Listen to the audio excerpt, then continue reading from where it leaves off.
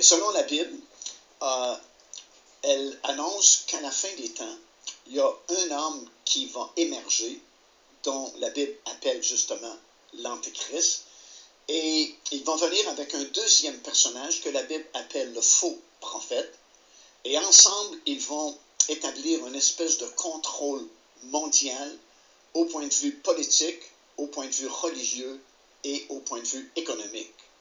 Ensemble, ils vont établir une espèce de système par lequel vous ne pourrez ni acheter, ni vendre ou faire du commerce sans être identifié à ce système-là qui sera établi à cette époque-là. Alors la Bible est claire là-dessus. Il y a une personne, un personnage, un individu qui va prendre le contrôle du monde dans les derniers jours, et on peut l'appeler l'Antéchrist, ou on peut l'appeler le gouvernement mondial, mais ces choses-là ont été prophétisées dans la parole de Dieu, et elles sont sur le point de s'accomplir. Quelles en sont les conséquences dans notre quotidien? Ces idées, c'est l'instauration du capitalisme comme étant la seule économie possible. On nous présente l'économie de marché comme étant la seule économie possible, à laquelle on va opposer le communisme, alors que le communisme est arrivé derrière. Mais on nous fait croire qu'avant le capitalisme, écoutez, c'est bien simple, avant la Révolution française, la France n'existe pas. Hein, c'est le trou noir. L'histoire de France, ça commence en 89, il faut arrêter. Donc, le 89, c'est l'arrivée du capitalisme comme économie officielle. Hein. L'économie de marché, ça a été la libre circulation des subsistances, des biens et des personnes, ça a été voté dès le début par l'Assemblée dite constituante, hein, pour paraphraser Étienne Chouard. Les gars, ils sont auto-bombardés constituants, personne ne leur avait dit, puis ils commencent à rédiger une constitution pour laquelle personne ne les a mandatés, et puis hop, ils inventent la libre circulation des subsistances, etc. Ils imposent un capitalisme qui constitutionnalise. Et nous, le système dans lequel on est, alors bon, ça c'est pas fait en un seul coup, je vais pas résumer, mais je veux dire, le système dans lequel on est, c'est celui-là. C'est-à-dire que le capitalisme, c'est l'axiome de base, c'est la donnée de base au-dessous de laquelle c'est l'enfer. Mais les gens vivaient avant le capitalisme. La France vivait avant le capitalisme. Il y avait quelque chose avant. Et on nous le présente comme totalement inexistant. Avant la montée du capitalisme, il n'y avait rien. C'était l'obscurantisme, c'était le Moyen-Âge. Arrêtez le Moyen-Âge, c'est lumineux le Moyen-Âge. C'est lumineux le Moyen-Âge. Le Moyen-Âge, c'est certainement la période en Europe la plus brillante, la plus brillante. C'est magnifique le Moyen-Âge. Je ne l'ai pas étudié le Moyen-Âge, parce qu'on ne peut pas étudier sérieusement tout. Si on veut être historien, il faut vraiment... Mais chaque fois que je croise le Moyen-Âge, je suis ébloui. C'est magnifique le Moyen-Âge. Et c'est ce que les gens des Lumières ont voulu absolument éradiquer, effacer, écraser. Qu'est-ce qu'on nous raconte comme fadaise? Bon, alors c'est quoi? Le monde dans lequel on vit, c'est le monde capitaliste. Alors triomphant, maintenant, il n'y a plus rien, hein, c'est absolument partout. Et tout ce qu'on a opposé en face du capitalisme, c'est le communisme. C'est l'opposition du même. Mais c'est bon. Et avant? Et avant? Je veux dire, avant 1789, le monde, il n'avait pas tourné quand même depuis quelques dizaines de milliers d'années? Bah non. Enfin, le monde, je veux dire l'humanité organisée. Bon, il faut arrêter avec ça. Je pense que les gens commencent à comprendre. La Révolution française est-elle pour vous le résultat d'un complot maçonnique? Ça, c'est une question très intéressante à laquelle j'aimerais bien avoir la réponse. Mais ça n'est pas moi qui vais aller la chercher, cette réponse. C'est-à-dire que depuis que j'ai entendu parler de complot maçonnique pour organiser la Révolution, je me suis dit, tiens, je n'ai pas cherché de ce côté-là. Quand je vois l'énormité de ce qu'il faudrait fouiller pour avoir réponse à la question, je ne peux que me dire, ça n'est pas pour moi. Modestement, je pense qu'il faut chercher dans ce sens-là. L'hypothèse me semble plausible. Bonjour à tous. Bon, là, je viens de vous diffuser un petit extrait de Marion Sigaud qui nous explique que la Révolution française de 1789 n'a jamais été celle du peuple, hein, mais seulement celle d'une minorité de philosophes et de francs-maçons hein, qui se sont servis de cette révolution pour libérer le marché économique, puisque la petite bourgeoisie qui existait à cette époque ne pouvait pas faire ce qu'elle voulait, hein, puisque c'était le roi qui dirigeait le pays, hein, et on avait le pouvoir aussi de l'influence de l'Église. Donc cette petite minorité qui s'est infiltrée dans la Révolution a tout fait pour modifier le visage économique du pays. Et ils se sont empressés de libérer l'économie du pays et d'ouvrir le marché. Ça, c'est le côté obscur de la Révolution française. Hein. Bon, pour ceux qui veulent voir la vidéo de Marion Sigaud dans son intégralité, je mettrai le lien juste en dessous de ma vidéo, dans le texte. Hein. Le lien apparaît toujours en bleu. Dans la Bible, Thessaloniciens, chapitre 2, verset 3, on nous dit que personne ne vous séduise d'aucune manière, car il faut que l'apostasie soit arrivée auparavant et qu'on ait vu paraître l'homme du péché, le fils de la perdition, l'adversaire qui s'élève au-dessus de tout ce qu'on appelle Dieu, ou de ce qu'on adore, jusqu'à s'asseoir dans le temple de Dieu, se proclamant lui-même Dieu. C'est assez étrange, hein, parce que bon, dans ce petit chapitre, ces quelques versets, on nous explique que avant que l'antéchrist ne se manifeste, l'apostasie doit arriver. C'est étrange quand même parce qu'on a l'impression que dans ce petit passage, on évoquerait ce courant humaniste développé par les philosophes des Lumières du XVIIIe siècle. Vous savez, ces philosophes qui occultent complètement de leur raisonnement l'existence du Créateur des mondes pour nous parler que de l'homme. Tout est centralisé qu'autour de l'homme.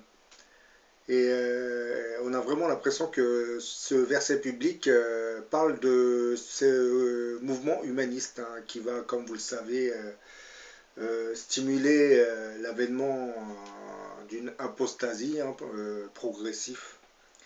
Cette apostasie nous orienterait vers l'iniquité, hein, qui logiquement va nous conduire vers la perversion que nous connaissons actuellement. Tout ça, c'est une suite logique. Hein. Tout au long des siècles qui nous avaient précédés, hein, la question du retour d'un grand roi mettant fin à la tyrannie sur Terre hein, s'était posée. Nombre de visionnaires chrétiens auraient même prophétisé l'avènement de ce mystérieux roi qui prendra dans un premier temps le contrôle de l'antique empire romain, qui aujourd'hui correspondrait à l'équivalent de l'Union européenne. Puis dans un deuxième temps, étendra son règne à toute la planète.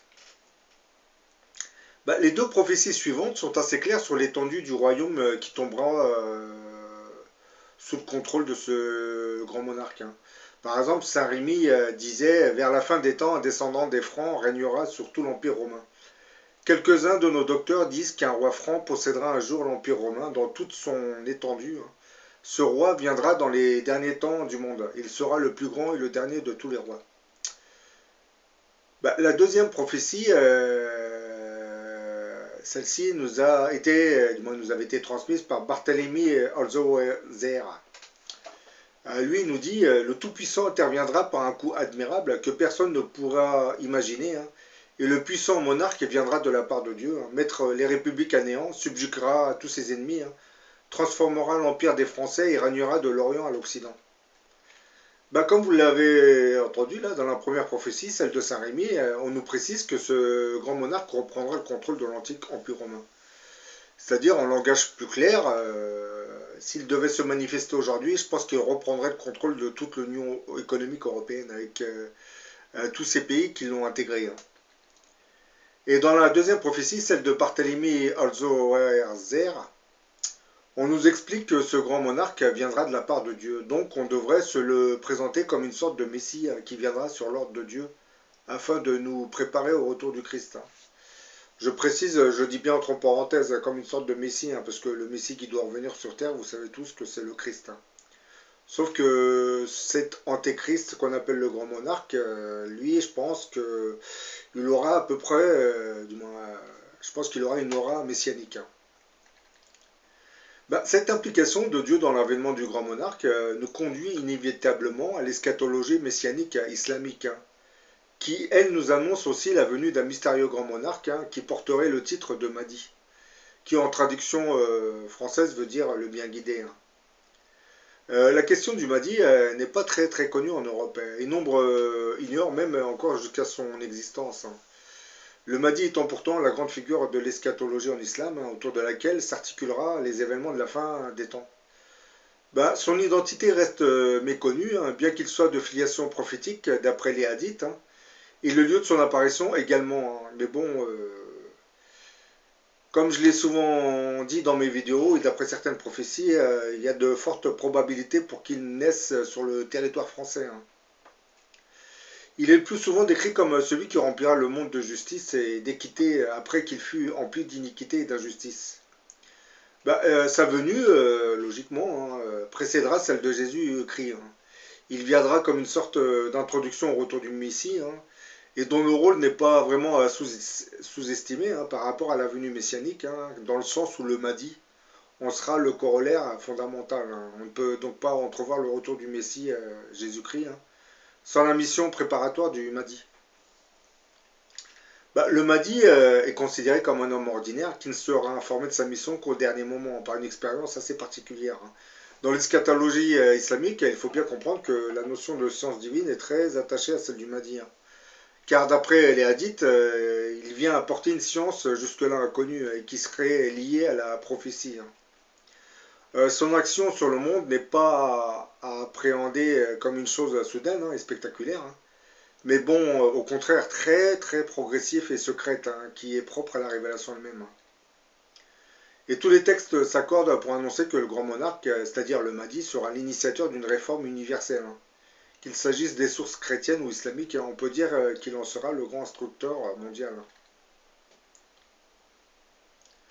Cette notion de réforme universelle impliquera plusieurs aspects. D'abord celui doctrinal et théologique, à savoir que la réforme universelle concernera la réforme des églises, des écoles juridiques et théologiques, et même des idéologies profanes, philosophiques et non religieuses. Cette réforme impliquera donc une réforme de la pensée en règle générale dans son fonctionnement et sous-entendra un changement de paradigme. Cette réforme universelle concernera le dogme chrétien et le dogme musulman. Elle s'attaquera à ce monopole idéologique matérialiste qui anime l'économie de nos sociétés. Je parle bien entendu de la réforme qui touchera notre système économique capitaliste. Le grand monarque de la tradition chrétienne européenne et le Mahdi de la tradition islamique seront en fait deux figures assez proches. Et une étude plus poussée sur les différentes prophéties et révélations sur le sujet, de par les nombreuses convergences qu'elles produiraient, nous indiquerait assez aisément qu'il s'agirait probablement de deux visions différentes d'un même individu. Ce qui veut dire que ce mystérieux grand monarque prophétisé par les visionnaires chrétiens correspondrait en fait à la personnalité de ce Mahdi attendu par les musulmans. La venue d'un tel personnage ne pouvait donc être ignorée par la Bible. Et justement, dans la Bible, il est bien annoncé l'arrivée d'un antéchrist. Ce mystérieux monarque annoncé dans les écrits bibliques devrait se manifester quelque temps avant la fin de notre monde et le retour du Christ. Cela sous-entendrait que le grand monarque attendu par les chrétiens et qui devrait porter le titre de Mahdi chez les musulmans correspondra en fait à cet antéchrist que nous annonce la Bible. Beaucoup d'entre vous vont crier au scandale en entendant de telles affirmations, car je pense qu'on a tous été formatés pour ne pas voir dans le personnage de l'antéchrist, c'est-à-dire pour ne voir dans le personnage de l'antéchrist qu'un être maléfique qui descendra combattre les fidèles du Christ. Avant toute chose, précisons que le terme antéchrist signifie celui qui vient avant, antérieur au Christ. Donc l'antéchrist ne pourrait en aucune manière arriver en même temps que le Christ. Et comme je l'avais dit précédemment, le mystérieux grand monarque attendu pour la fin du monde viendra pour nous préparer au retour du Christ sur terre. La Bible nous précise que la venue de cet antéchrist ne se produira pas sans que certains signes préalables se soient produits. Plusieurs signes avant-coureurs annonceraient donc sa venue et son apparition. Les trois principaux sont par ordre de manifestation. L'apostasie, la première. La deuxième, ça sera l'ininiquité. Et enfin, celui qui le retient encore devra disparaître. Je commencerai par l'apostasie, qui, comme je l'avais précisé dans d'autres vidéos, avait commencé avec le déclenchement de la Révolution française de 1789.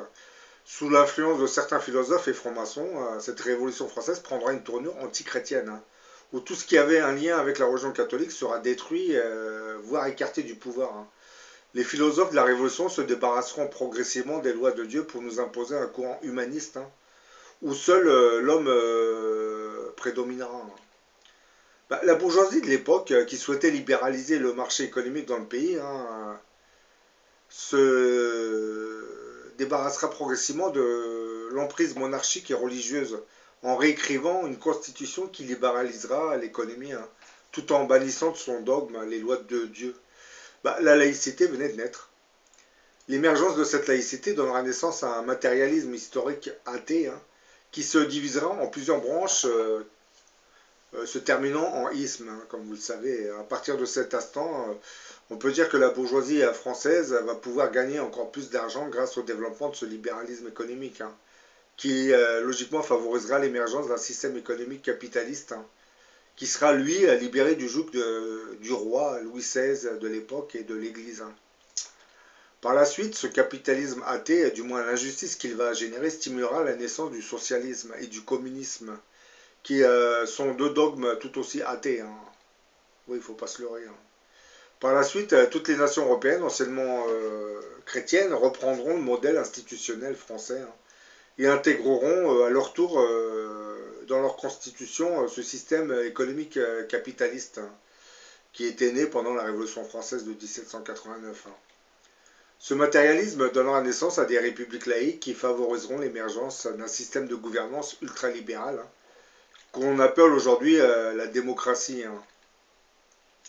Bah, après l'apostasie, on va s'orienter progressivement vers ce qu'on appelle l'iniquité. C'est le deuxième signe qui annoncerait l'arrivée de l'antéchrist, hein.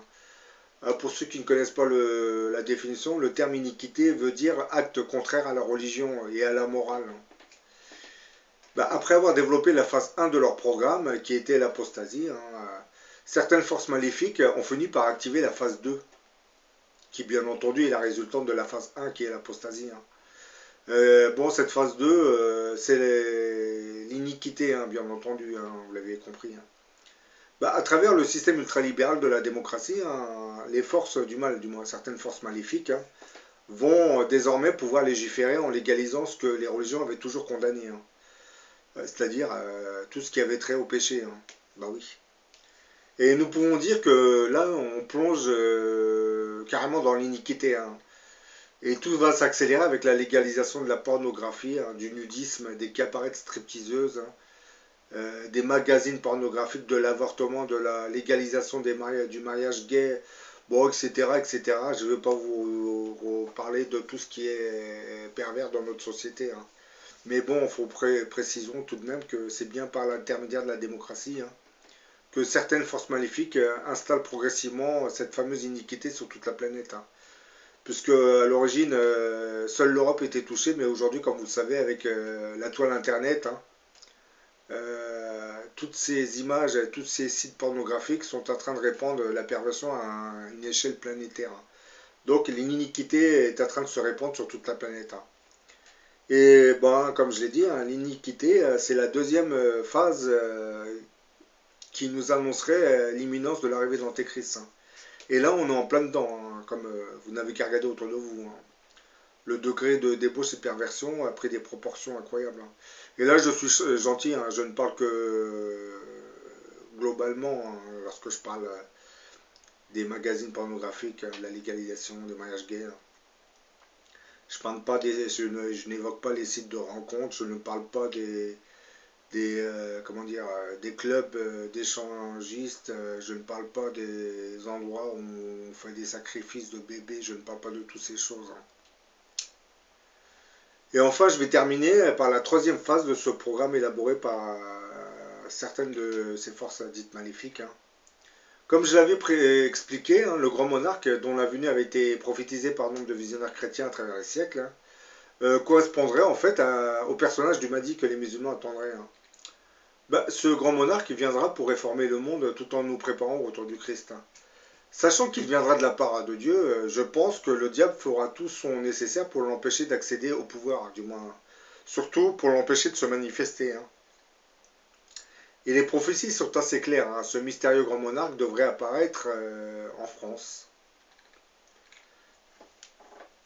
Et dans la Bible, c'est précisé que pour que l'Antéchrist apparaisse, celui qui le retient devra disparaître. Bon, le verbe retenir signifie ici restreindre, gêner, voire empêcher, faire obstacle, hein. Quand celui qui fait obstacle à ce monarque s'écartera de son chemin, bah, le jour du Seigneur pourra commencer, hein. Mais me direz-vous, qui empêcherait l'Antéchrist de se manifester, du moins lorsqu'il va apparaître, hein, bien entendu. Parce qu'on s'imagine toujours que l'Antéchrist va apparaître et il va se montrer au... Non, non, ça va pas se passer comme ça, hein. Ça se fera progressivement. Bah déjà, qui empêchera l'Antéchrist de se manifester? L'Église, bah, je ne pense pas, hein. car comme vous le savez, l'Église a perdu son pouvoir, surtout depuis la Révolution française de 1789. L'Église n'a plus aucun pouvoir, n'a plus aucune influence sur les nations anciennement chrétiennes. Parce qu'aujourd'hui, c'est devenu des républiques laïques. Quant à Dieu, bon, certains vont me dire, si l'Antéchrist est un être maléfique, pourquoi Dieu ne l'empêcherait pas de descendre? Le problème, c'est que devant le degré de perversion qui règne sur cette planète, je pense que l'Antéchrist sera le châtiment que Dieu va nous envoyer. Donc déjà, je ne pense même pas que Dieu va freiner l'essor de cet Antéchrist. Et si l'Antéchrist est le châtiment que Dieu va nous envoyer, logiquement, le diable va tout faire pour l'empêcher d'accéder au pouvoir. Bah oui, c'est logique. Si l'Antéchrist c'est le châtiment de Dieu, le diable va freiner, du moins va essayer de bloquer son travail ou le saboter. La Constitution française peut être comparée à un programme informatique créé de toutes pièces par certaines forces maléfiques, afin de formater la gouvernance du pays avec ce logiciel qu'on appelle la laïcité. Et cette laïcité mènerait un combat acharné contre Dieu, puisque comme nous le savons, notre société refuse désormais toute présence de la divinité à l'intérieur de ses institutions. La laïcité nous interdit désormais d'évoquer Dieu à l'intérieur des bâtiments publics, comprenant les mairies, les ministères, les crèches, les lycées, les collèges et les universités. Par exemple, aujourd'hui, médiatiquement parlant, lorsqu'on parle de la laïcité, on évoque surtout le voile islamique. Mais il faut vous dire une chose, c'est que cette laïcité est orientée contre tous les dogmes religieux. Ce n'est pas que contre la religion islamique. Lorsqu'on, depuis 30 ans, on surmédiatise le voile islamique, c'est vraiment pour nous détourner des vrais problèmes sociaux du pays. Parce que comme je vous l'ai dit, l'oligarchie sait qu'on est en pleine crise économique. Donc on essaye de trouver un bouc émissaire, et ce bouc émissaire, on nous l'a jeté en pâture. Les médias nous l'ont jeté en pâture. C'est bien l'immigré maghrébin, parce qu'à une époque, le racisme est orienté contre l'arabe de service. Par la suite, depuis la révolution iranienne et les attaques terroristes du GIA algérien, puis ceux de Daesh ces dernières années, le racisme est devenu une islamophobie exacerbée.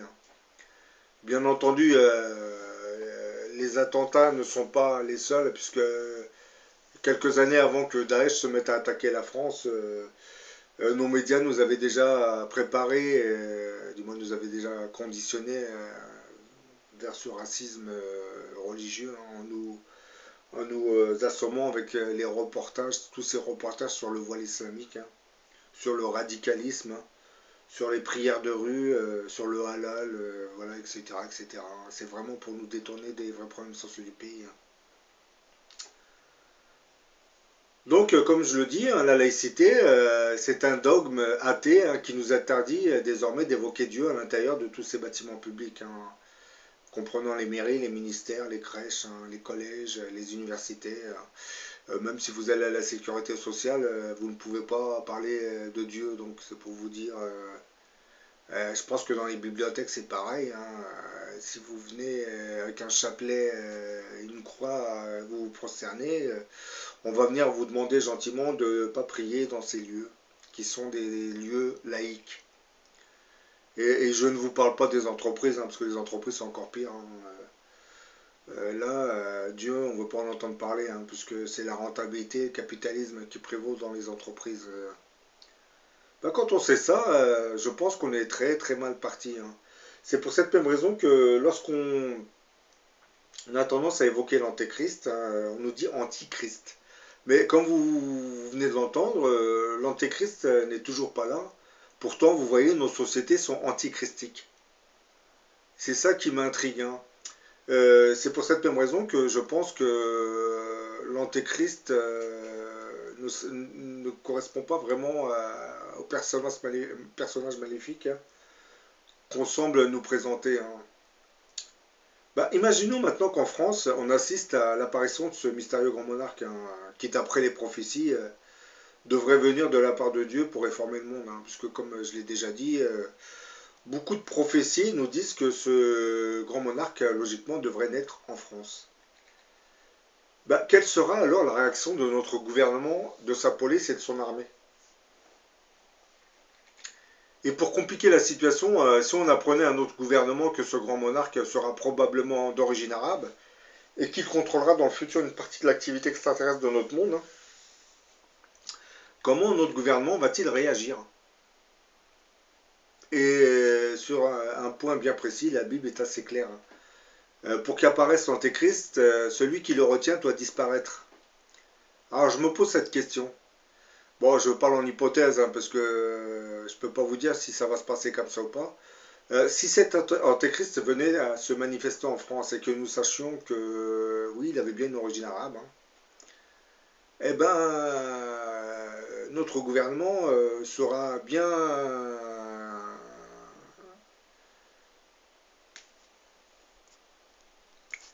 eh ben, bien embarrassé, hein, puisque il ne va pas permettre à ce personnage de prendre un quelconque pouvoir, encore moins de commencer à imposer un dogme religieux.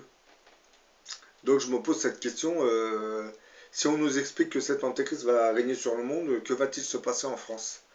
Parce que si il est intégré dans le programme de Dieu, ben, logiquement, il avancera, hein, même si le gouvernement et son armée sont contre, il avancera. Donc, allons-nous nous orienter vers une catastrophe nationale dans le pays, hein? Je ne sais pas, beaucoup de prophéties parlent de guerre civile, hein, on peut même être confronté à un mini déluge, hein. Vous savez, comme celui qui avait eu lieu avec Noé, hein. C'est-à-dire, si l'Antéchrist ne pourra pas se manifester à cause d'une certaine censure d'État, bah, il y a de grandes chances que le Créateur des mondes fasse pleuvoir pendant des jours et des jours, hein. Une pluie battante sans qui ne s'arrête pas, hein. Et le gouvernement français qui sera, le gouvernement qui sera bien informé de la situation, puisque je sais que, bon, je pense qu'il doit être informé de beaucoup de choses, qu'il ne divulgue pas à sa population pour ne pas l'effrayer, hein, parce que, comme je l'ai dit, si on doit parler de l'Antéchrist, logiquement, c'est des signes qui annonceraient la fin de notre monde, hein. Donc ils ne veulent pas installer la panique parmi les peuples. Ben, si le gouvernement sait que cet antéchrist devra se manifester tôt ou tard, hein, et que demain, s'il se met à pleuvoir et que la pluie ne s'arrête pas, eh ben, notre gouvernement n'aura pas trop le choix, hein, puisque je pense que seul cet antéchrist pourra mettre un terme à ce mini déluge d'eau. Donc le gouvernement français saura que si il ne le laisse pas agir, eh ben, c'est tout le pays qui va être inondé, hein. Bon, je vous parle en hypothèse, hein, je vous ai pas dit, c'est pas une prophétie que je vous fais, hein, je vous ai pas dit qu'il y a un mini déluge qui va s'abattre, hein. Parce que moi personnellement, c'est un déluge à l'échelle planétaire qui s'abattra, hein. Pour quand, ça, je peux pas vous le dire, hein. Sauf que, comme je l'ai dit dans beaucoup de mes vidéos, il y a beaucoup de signes annonciateurs. Ben oui, il y a beaucoup de signes annonciateurs, hein. Là, je vous mets le titre d'un livre, hein, Le Grand Monarque et l'Antéchrist, hein, qui a été édité il y a quelques années, hein. Bon, on remarque souvent que certains auteurs ont tendance à comparer le Grand Monarque à l'Antéchrist, hein, puisque nous, on a tendance à parler de ce Grand Monarque, hein, mais je pense que on fait tous allusion à l'Antéchrist, hein. Le seul grand monarque qui régnera avant la fin de notre monde, c'est l'Antéchrist, hein. Donc les visionnaires chrétiens, pour ne pas trop avoir de problèmes, surtout à l'époque où l'Église était forte, préféraient employer le terme de grand monarque. Parce que s'ils avaient employé le terme d'antéchrist, je pense que l'Inquisition serait tombée sur eux. Oui. C'est peut-être pour ça que, voilà, on ne dit pas antéchrist, mais grand monarque, hein. Mais bon, moi personnellement, je pense que ce grand monarque, tout comme le Mahdi qu'attendent les musulmans, ne peut être que l'antéchrist. Je sais que ça va choquer certaines personnes, mais bon, le problème c'est que vous lui donnez un aspect maléfique à cet antéchrist, alors que je pense qu'il ne sera pas maléfique. Je pense que c'est les forces du mal qui nous font croire ça, puisqu'ils connaissent sa véritable mission. Oui. Bon, je vous dis à la prochaine pour une autre vidéo.